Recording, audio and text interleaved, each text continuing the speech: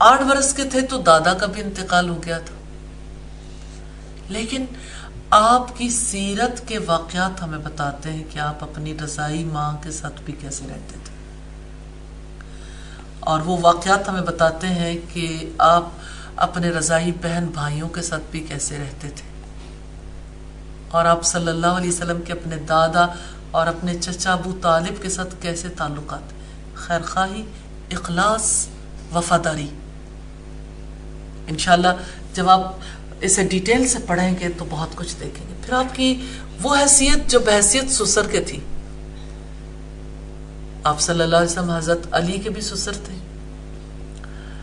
سیدنا ابو بکر صدیق آپ کے سسر تھے، یعنی داماد کی حیثیت میں اگر ہم دیکھیں رسول اللہ کو تو سیدنا ابو بکر صدیق اور سیدنا عمر نے رسول اللہ صلی اللہ علیہ وسلم کے سسر ہونے کا بھی اعزاز حاصل کیا، اور تیسرے خلیفہ راشد آپ صلی اللہ علیہ وسلم کی 2 بیٹیوں کے شوہر تھے، داماد تھے۔ حضرت علی بھی آپ کے داماد تھے، یعنی 4 خلفاء کے ساتھ آپ کے یہ براہ راست رشتہ داری تھی، جنہوں نے آپ کی صحبت پائی، اور پھر اس صحبت سے جو فائدہ ہوا، پھر کس طرح پوری امت آج تک فائدہ اٹھا رہی ہے الحمدللہ۔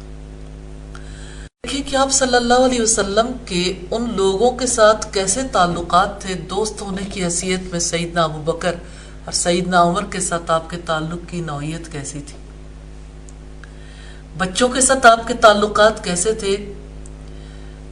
کہیں ردیف صحابہ نظر آتے ہیں جنہیں آپ کے پیچھے سواری پر بیٹھنے کا احساس حاصل ہوا، کہیں کسی کے کندھوں پر آپ کے ہاتھ نظر آتے ہیں کہ اے معاذ ابن جبل، میں آپ سے بہت محبت کرتا ہوں، میں آپ سے بہت محبت کرتا ہوں، آپ ہر فرض نماز کے بعد یہ دعا پڑھنی نہ بھولنا۔ اور وہ دعا آج تک امت کو نفع دے رہی ہے الحمدللہ۔ تو کہیں آپ صلی اللہ علیہ وسلم نانا کی حیثیت میں نظر آتے ہیں کہ آپ سیدہ امامہ کے نانا بھی تھے، سیدنا حسن اور سیدنا حسین کے نانا بھی تھے، اور اسی طرح سے آپ صلی اللہ علیہ وسلم کی حیثیت بحیثیت رشتہ دار کے آپ کیسے تھے، جن جن لوگوں کے ساتھ آپ کے تعلقات تھے۔ جیسے آپ ام رومان کے بھی داماد تھے، سیدہ ام رومان کے، تو سیدہ ام رومان کا اور آپ کا ریلیشن شپ کیسا تھا کہ آج کے معاشرے میں یہ گائیڈ لائن نہیں ہے۔ پھر آپ دیکھیں کہ آپ بہت سی بیویوں کے شوہر تھے، ان کے درمیان کیسے عدل و انصاف برقرار رکھتے تھے، پھر ہر ایک کے رشتہ دار تھے، آپ نے رشتہ داریوں کے کتنے سلسلے نبھائے ہیں۔ مثال کے طور پر سیدہ ام سلمہ، ان کے ساتھ رشتہ داری کی جو نوعیت تھی، ایک طرف ہم دیکھتے ہیں ابو جہل کے خاندان سے تھی، سوچیں ابو جہل کے خاندان میں آپ صلی اللہ علیہ وسلم نے کس طرح سے رشتہ داریاں نبھائی ہوں گی، یہ آپ سیرت نہیں پڑھیں گے تو آپ کو بہت ساری باتیں پتہ نہیں چلیں گی۔ پھر ایک طرف تو یہ بات ہے نا کہ اس قبیلے میں کیسے آپ کے لیے گنجائش بنی۔ ایک چیز آپ کو آگے بڑھنے کا حوصلہ دیتی ہے کہ ابو جہل کے خاندان نے سیدہ ام سلمہ کے نکاح کے بعد پھر کبھی آپ کی مخالفت نہیں کی، اس پورے خاندان سے پھر کبھی مخالفت نہیں ہوئی۔ اور پھر آپ یہ بھی جانتے ہیں کہ اکرمہ ابو جہل کے بیٹے تھے، وہ مسلمان ہو گئے، اس کا مطلب یہ ہے کہ اس خاندان میں بھی اسلام کی گنجائش کیسے بنے۔ تو ایک پورا معاشرہ تبدیل ہو رہا تھا نا، لیکن اس معاشرے میں ایک اور رشتے کی طرف بھی توجہ دلانا چاہتی ہوں۔ سیدہ زینب جو ابو سلمہ کی بیٹی تھی، زینب بنت ابو سلمہ یا ام سلمہ، تو آپ کا اپنی ربیبہ کے ساتھ کیسا تعلق تھا، مدینہ کے فقہا میں شمار ہوتی تھی سیدہ زینب، وہ کیسے رسول اللہ سے سیکھتی تھی۔ پھر حضرت ام سلمہ کے 8 بچے تھے، ان 8 کے بارے میں آپ کے دل کے اندر تب طلب پیدا ہوگی جب آپ یہ جاننا چاہیں کہ اچھا بیوی کے رشتہ داروں کے ساتھ حسن سلوک کیسے ہو سکتا۔ آپ انہیں کیسے آداب سکھاتے تھے، آداب کے حوالے سے جو حدیث ہیں، کھانے کے آداب کے حوالے سے. ہمیں سیدہ ام سلمہ کے بیٹے کے ساتھ آپ کے تعلق میں وہ آداب ملتے ہیں. جب وہ پلیٹ میں ہر جگہ پہ اپنا ہاتھ پھیلا رہے تھے تو آپ صلی اللہ علیہ وسلم نے ان کا ہاتھ پکڑ لیا اور آپ نے فرمایا یا غلام، اے لڑکے، اے بچے، اللہ کا نام لے کر کھاؤ اور بسم اللہ پڑھ کر کھاؤ اور اپنے آگے سے کھاؤ. تو اب صلی اللہ علیہ وسلم کے تعلق کی یہ جہتیں اگر ہم دیکھیں تو کس طرح سے ہر حیثیت میں آپ ایک کامیاب انسان تھے. اگر ہم تعلقات کے معاملے میں دیکھیں، اب ایک تعلق تو شوہر کا ہے، بیوی اور شوہر کا رشتہ ہے. سوسائٹی میں ایک رشتہ والدین اور اولاد کا ہوتا ہے. ایک تعلق اسی طرح سے یعنی انسان کا اپنے نیبرز کے ساتھ ہوتا ہے، سوسائٹی کے دیگر افراد کے ساتھ ہوتا ہے. ایک تعلق تو دشمنوں کے ساتھ بھی ہوتا ہے. تو آپ صلی اللہ علیہ وسلم کے اپنے دشمنوں کے ساتھ کیسے تعلقات تھے؟ آپ کے اپنے یعنی آپ پودوں کے ساتھ کیسی محبت رکھتے تھے؟ جانوروں کے ساتھ آپ کا تعلق کیسا تھا؟ پھر آپ دیکھتے ہیں کہ اس مزید آگے بڑھیں تو آپ صلی اللہ علیہ وسلم بحیثیت حکمران کے کیسے تھے؟ کیونکہ یہ ایک بہت بڑا رابطہ ہے حکمران کا اور رعایا کا. پھر آپ کو اگر ہم دیکھیں تو بحیثیت سپہ سالار کے کیسے تھے؟ کیونکہ یہ ایک رابطے کی اور صورت ہے.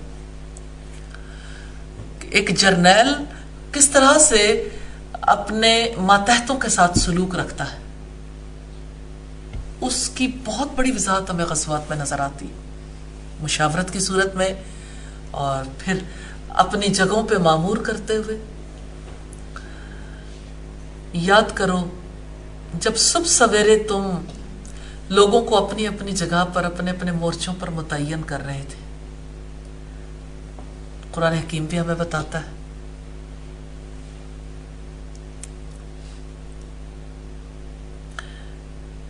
اِسْتُبَوِّئَ الْمُؤْمِنِينَ مَقَاعِدَ لِلْقِتَالِ. مجھے ایگزیکٹلی آیت یاد نہیں ہے کہ جب تم مومنوں کو جنگ کے لیے جگہوں پر متعین کر رہے تھے،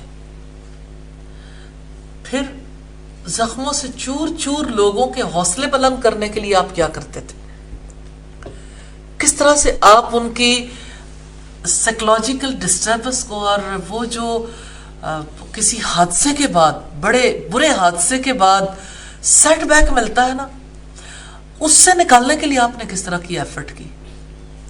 پھر آپ دیکھیں کہ آپ ہمیں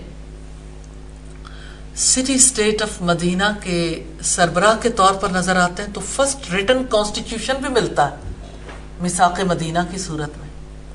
پھر آپ غیر قوموں کے ساتھ معاہدے کرتے بھی نظر آتے ہیں. اب صلی اللہ علیہ وسلم کی نجی زندگی میں چلے جائیں تو آپ کے معمولات ہمیں ملتے ہیں. آپ کیسے کھاتے پیتے تھے، سوتے جاگتے تھے، کیسے اٹھتے بیٹھتے تھے، کیسے ملاقاتیں کرتے تھے، آپ کی مجالس، آپ گھر میں کیسے آتے تھے، آپ گھر سے باہر کیسے نکلتے تھے، سواری پر کیسے سوار ہوتے تھے، آپ گھر والوں کو کیسے رخصت کرتے تھے، مسافروں کو آپ کیسے رخصت کرتے تھے، سفر کر کے واپس آتے تھے تو پھر کیا کرتے تھے، کیا سفر پر اپنی ازواج کو لے جاتے تھے، پھر ان کے ساتھ کیسا معاملہ رکھتے تھے سفر کے دوران اور غزوات کے دوران، پھر بیویوں کے درمیان کس طرح سے اس کا ڈیسیژن کرتے تھے کہ کون سی بیوی کس غزوے میں ساتھ جائے گی، اور ہمیشہ عدل کو کیسے ملحوظ خاطر رکھتے تھے. پھر ہم آپ صلی اللہ علیہ وسلم کی زندگی میں دیکھنا چاہیں تو آپ صلی اللہ علیہ وسلم دائی بھی تھے، اسلام کی دعوت دیتے تھے، آپ کے پاس وفود آتے تھے، لیکن آپ قافلوں کے پاس جاتے نظر آتے ہیں حج کے قافلوں کے اندر. اور مدینہ یثرب سے جب لوگ آئے تو یثرب سے آنے والوں کے اندر بھی آپ صلی اللہ علیہ وسلم دعوت و تبلیغ کے لیے کس طرح سے گئے. پھر آپ کس طرح سے طائف گئے دعوت و تبلیغ کے سلسلے میں، اور کیسے آپ کبھی صفا پر کھڑے نظر آتے ہیں، کبھی آپ صلی اللہ علیہ وسلم یا صباحہ کہتے ہوئے نظر آتے ہیں، کبھی آپ اپنے گھر میں دعوت کرتے ہوئے نظر آتے ہیں، کبھی آپ صحابہ کرام کو دار ارقم میں وحی کی تعلیم دیتے ہوئے نظر آتے ہیں، اور کہیں حبشہ کی طرف ہجرت کرنے کی تلقین کرتے ہوئے نظر آتے ہیں، کہیں صحابہ کرام جو اپنے اپنے گھرانوں میں مشقت میں مبتلا تھے، دین پر قائم رہنا جن کا ممکن نہیں تھا، ان کی حوصلہ افزائی کرتے ہوئے حق پر جماتے ہوئے نظر آتے ہیں۔ پھر کس طرح سے آپ صلی اللہ علیہ وسلم اور آپ کے ساتھیوں نے شیب ابی طالب میں 3 سال تک گزارا کیا، تو آپ اور آپ کے ساتھیوں شدتوں کو برداشت کرتے ہوئے نظر آتے ہیں۔ اس دوران آپ کا تعلق باللہ کیسا تھا؟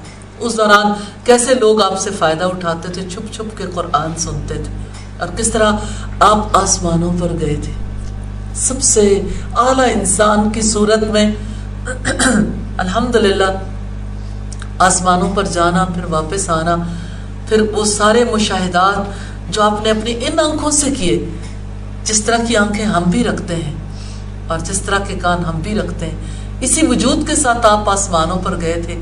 آپ نے کیا کچھ دیکھا، آپ نے کیا کچھ سیکھا، آپ کیا لوگوں کے لیے واپس لے کے آئے، آپ نے لوگوں کی مخالفت کو کیسے فیس کیا۔ آج جب ہم کہتے ہیں اسراء والمعراج تو ہم بڑے خوش ہوتے ہیں رسول اللہ صلی اللہ علیہ وسلم کے سفر معراج کے حوالے سے، لیکن سفر معراج کو کیا کسی نے تسلیم کیا تھا؟ آپ ابو جہل کی خوشی کا اندازہ لگا سکتے ہیں جب اس نے سنا کہ محمد کہتا ہے صلی اللہ علیہ وسلم کہ میں آسمانوں پر گیا تھا، تو اس نے رسول اللہ سے کہا تھا کہ یہ بات مجھ سے ہی کہتے ہو یا سب کے سامنے کہہ لو گے؟ تو آپ نے فرمایا میں سب کو کہہ دوں گا۔ پھر جب سارے لوگوں کو ابو جہل نے اکٹھا کیا، موٹیویشن دیکھے کہ اب موقع ہے کہ میں محمد صلی اللہ علیہ وسلم کے بارے میں لوگوں کے سامنے ثابت کر دوں گا کہ آپ سچ نہیں کہتے۔ جیسے دنیا میں کوئی بڑے سے بڑا ہٹلر بھی ہو تو وہ کہتا ہے کہ میں آپ پر ثابت کر دوں گا کہ میرا فیصلہ درست تھا فلاں معاملے میں۔ تو یعنی لوگ اپنے آپ کو ثابت کرنا چاہتے ہیں، لیکن محمد رسول اللہ صلی اللہ علیہ وسلم کے لیے آسمانوں پر جانا ثابت کرنا کتنا زیادہ مشکل تھا۔ کس طرح سے آپ صلی اللہ علیہ وسلم نے اسے سب لوگوں کے سامنے بیان کیا، اور کس طرح سے آپ سے اتنے اہم سوالات پوچھے گئے۔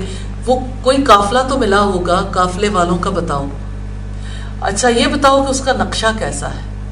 پھر آپ صلی اللہ علیہ وسلم کے سامنے اللہ تعالیٰ نے کیسے بیت المقدس کو رکھ دیا، کیسے اس کی جزویات تک آپ بتاتے گئے، اور بالآخر لوگوں کو مخالفت کرنے والوں کو مخالفت کرتے ہوئے یقین تو نہیں آیا، لیکن کچھ دل میں جگہ ان کے بھی بن گئی۔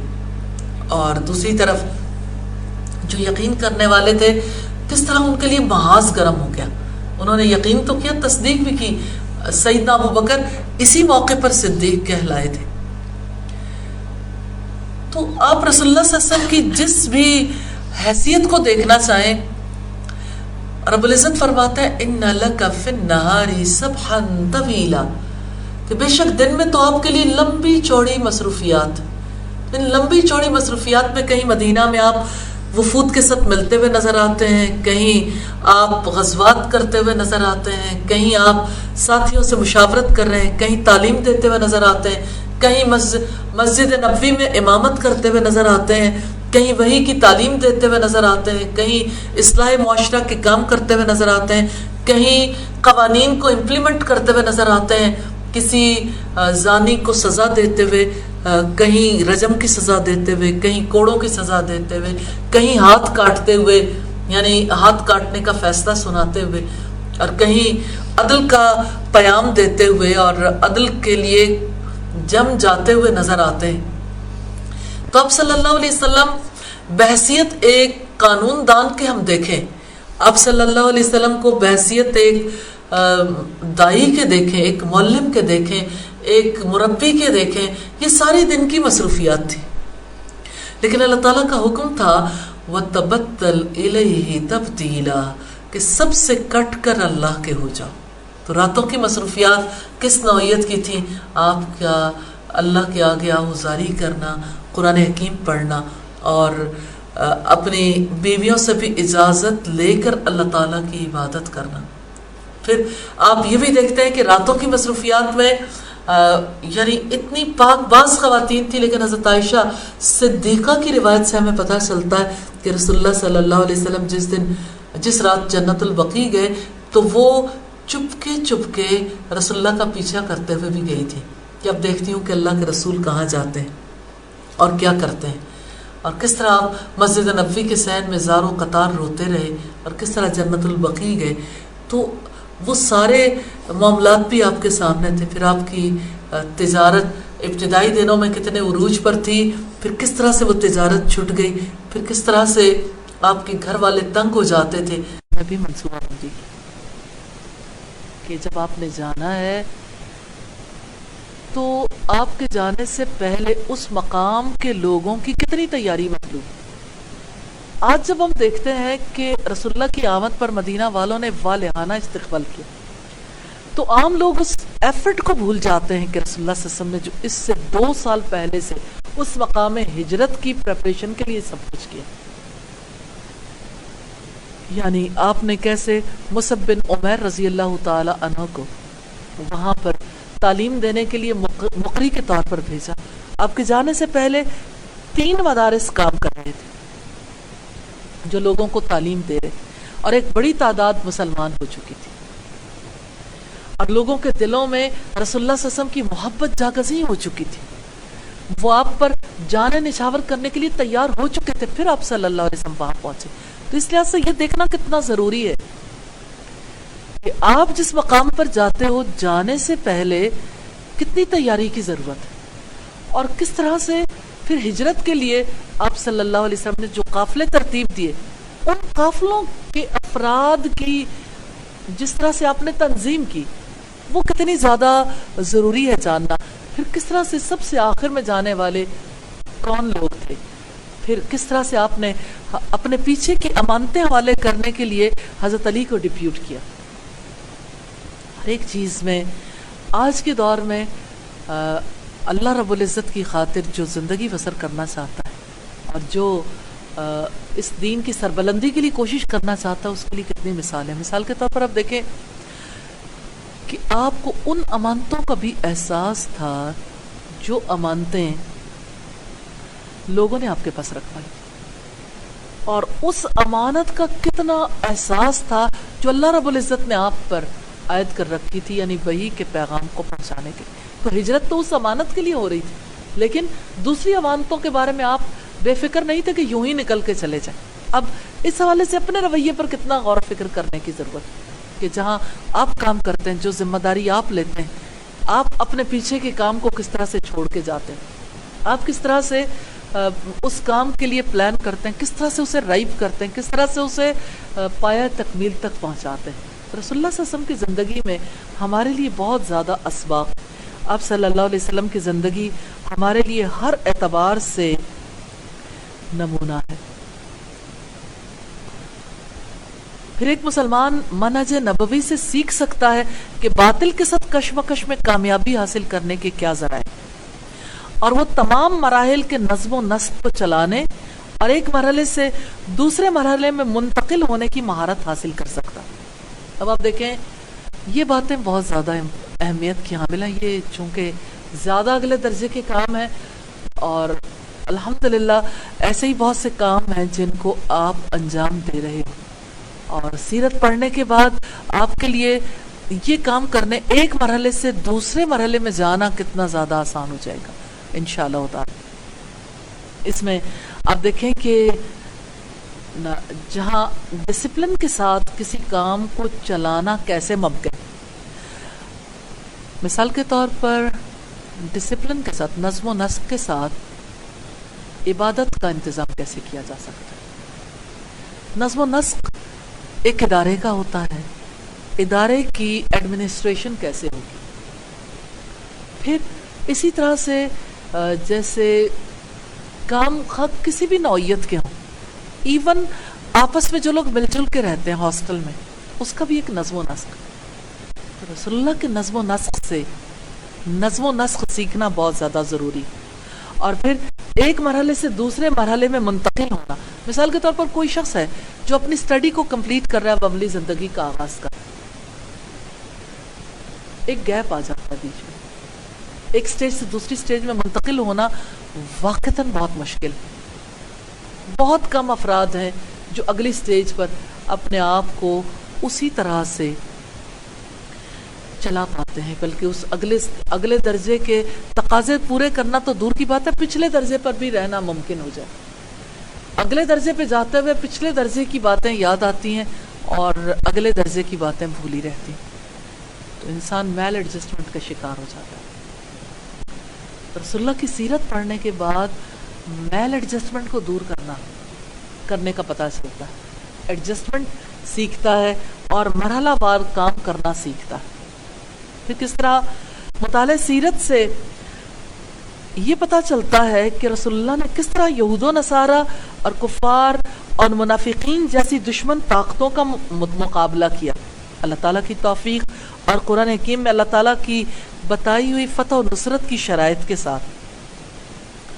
اب دیکھیں کہ مصائب کا مقابلہ ہوتا ہے اللہ کی فتح و نصرت کی شرائط کے ساتھ اور اسباب کی پابندی کے ساتھ. جو اللہ نے اسباب مقرر کیے ہیں اس کے حصول کے لیے کس طرح آپ نے دشمنوں پر غلبہ حاصل کیا، منافقوں پر غلبہ حاصل کیا، کس طرح آپ نے یہود و نصارہ پر غلبہ حاصل کیا. ہر ایک طریقہ مختلف ہے. مثال کے طور پر ہم یہود و نصارہ کو دیکھنا چاہیں تو ابتدا میں ہمیں مدینہ میں نظر آتے ہیں. مکہ میں رسول اللہ کی جان پہچان بھی نہیں تھی ان کے ساتھ. جب آپ مدینہ آئے تو اس کا مطلب ہے مدنی زندگی میں اس کا آغاز ہوا. صرف یہودیوں کو دیکھنا چاہیں تو یہودیوں سے مدینہ کو ایک وقت آیا تھا جب بالکل پاک کر دیا گیا. یہ پلاننگ 5 سال کی تھی. 5 ایئرس کے اندر یہ سب کچھ ممکن ہو گیا تھا الحمدللہ. پھر یہودی باہر جا کے بھی صبر سے نہیں بیٹھے تھے. پھر اب دیکھیں کہ صلح حدیبیہ کے بعد کہ آپ صلی اللہ علیہ وسلم نے کس طرح سے خیبر کو فتح کیا، وہاں یہودی تھے. پھر کس طرح سے ان کے دوسرے قلعوں کو فتح کیا. یہودیوں پر غلبہ ایک الگ سٹوری ہے، ایک الگ فیلڈ ہے جس کو سمجھنے کی ضرورت ہے کہ یہودی بہت شر پسند قوم. دنیا میں ہر دور میں لوگوں نے، پوری انسانیت نے یہودیوں کے ہاتھوں بہت تکلیف اٹھائی اور آج کے دور میں بھی یہودی اسی طرح سے پوری انسانیت کو تکلیف میں مبتلا کیے. تو آج کے دور میں ان کی وجہ سے مسلمان جس طرح سے آزمائش میں مبتلا ہیں، اس آزمائش میں مسلمان کیسے کامیاب ہو سکتے ہیں، رسول اللہ کی اسٹریٹجی کو سمجھنا بہت زیادہ ضروری ہے. اس کو سیکھنا بہت زیادہ ضروری ہے اور اس کے لیے مطالعہ سیرت ضروری ہے. پھر آپ دیکھیں کہ آپ نے جو اسٹریٹجی منافقین کے ساتھ اختیار کی تھی، اچھا یہودیوں کے ساتھ ہم دیکھتے ہیں کہیں آپ قلعے خالی کرواتے ہیں، کہیں آپ محاصرہ کر لیتے ہیں ان کا، لیکن ابتدا میں ایسا نہیں تھا. ان کے بازار، ان کی تجارت، ہر ایک چیز کے لیے آپ صلی اللہ علیہ وسلم کی طرف سے اجازت تھی. ہر بار انہوں نے معاہدے کی خلاف ورزی کی. پھر اسلامی ریاست کے سربراہ کو جب قتل کر دینے کی انہوں نے کوشش کی تو اس پر اللہ تعالیٰ کے حکم سے پھر انہیں مدینہ سے نکال باہر کیا گیا. پھر یہودیوں کے 3 قبائل تھے، تینوں کے ساتھ اسٹریٹجی ڈفرینٹ تھی. پھر اسی طرح سے منافقوں کے ایک ہی مدینہ ہے، چھوٹا سا مدینہ، اور اسی میں منافق بھی رہتے ہیں. منافقوں کے ساتھ آپ کی کیا اسٹریٹجی تھی؟ پھر آپ دیکھیں باہر اور اندر دونوں طرف ہی مشرک بھی بستے تھے. مشرکوں کے ساتھ آپ کی پالیسی کیا تھی؟ پھر آپ دیکھیں کہ آپ نے کس طرح سے باہر کے ملکوں کے یہودیوں اور عیسائیوں کے ساتھ کیسے معاملہ کیا. جیسے روم فتح ہوا، روم کے حوالے سے اللہ تعالیٰ کی طرف سے کیسے خوشخبریاں دی گئیں. سلطنت روما کو فتح تو بعد میں کیا گیا، لیکن ان پر پہلی چڑھائی تو رسول اللہ کے عہد میں ہوئی تھی. اتنی بڑی فوج کا مقابلہ کرنے کے لیے آپ کیسے تیار ہوئے؟ اس موقع پر کیا حکمت عملی اختیار کی؟ رسول اللہ کی ہر حکمت عملی کو ہر اینگل سے اسٹڈی کرنے کی ضرورت ہے. پھر ہم دیکھتے ہیں کہ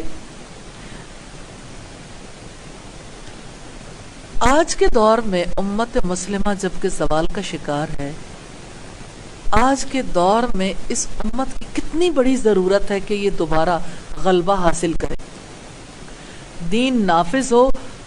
یہ تو سچ ہے کہ اسوہ رسول کی اتباع میں ہی ہوگا، کیونکہ اللہ تعالیٰ کا فرمان ہے وَإِن تُطِيعُوهُ تَهْتَدُوا، اگر تم اس کی یعنی رسول کی اطاعت کرو گے تو ہدایت پاؤ گے.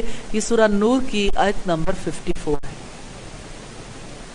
تو حصول اقتدار کا راستہ نبی کریم صلی اللہ علیہ وسلم کی اتباع میں، اور حصول اقتدار کی شرائط رب العزت نے واضح کی ہیں. وعد اللہ الذین آمنوا منکم وعملوا الصالحات لیستخلفنہم فی الارض. جو تم میں سے ایمان لائے، انہوں نے نیک عمل کیے، اللہ نے ان لوگوں سے وعدہ کیا ہے کہ وہ انہیں ضرور زمین میں خلافت دے گا. رسول اللہ اور آپ کے صحابہ نے اقتدار کی عملی تطبیق کی طرف توجہ دی شرائط اقتدار کے ساتھ. اس مقصد کے لیے انہوں نے ایمان اور اس کے تمام مفاہیم و ارکان کو حقیقت کا جامہ پہنایا، ہر اچھے کام کو اپنے کردار کا حصہ بنایا، ہر قسم کی خیر اور بھلائی حاصل کرنے کی کوشش کی، اللہ کی اس طرح عبادت کی کہ اس کی بندگی ان کی زندگی کے ہر پہلو پر چھا گئی. اور انہوں نے شرک کی تمام ظاہری اور مخفی صورتوں کا ڈٹ کر مقابلہ کیا، اور اقتدار کے مادی و معنوی ذرائع کو افراد اور جماعت نے ہر سطح پر اختیار کیا، یہاں تک کہ انہوں نے مدینہ میں ایک حکومت قائم کر لی اور اس کے ذریعے اللہ کے دین کو سب قوموں اور امتوں میں پھیلا دیا. آج مسلمانوں کو اقوام عالم کی قیادت سے پیچھے رہ جانا اس قوم کے طرز عمل کا منطقی نتیجہ ہے جس نے اپنے مشن کو فراموش کر دیا اور خود ہی اپنے مقام سے نیچے گر گئی. اس نے علم و عمل کے میدانوں اور اپنے قیمتی ورثے میں کثافتوں کے بڑے بڑے انباروں کی آمیزش کر لی، سنت الہیہ سے بے تنائی برتی اور سمجھ لیا کہ اقتدار خوابوں اور تمناؤں سے حاصل ہو جاتا ہے. یہ ایمانی کمزوری، روحانیت کا فقدان، فکری بہراروی، دلی اضطراب، ذہنی انتشار اور اخلاقی گراوٹ جو مسلمانوں کو لاحق ہوئی، اس کا سبب وہ بہت بڑی خلیج ہے جو امت مسلمہ اور قرآن و حدیث، خلافت راشدہ اور درخشندہ اسلامی تاریخ کے درمیان حائل.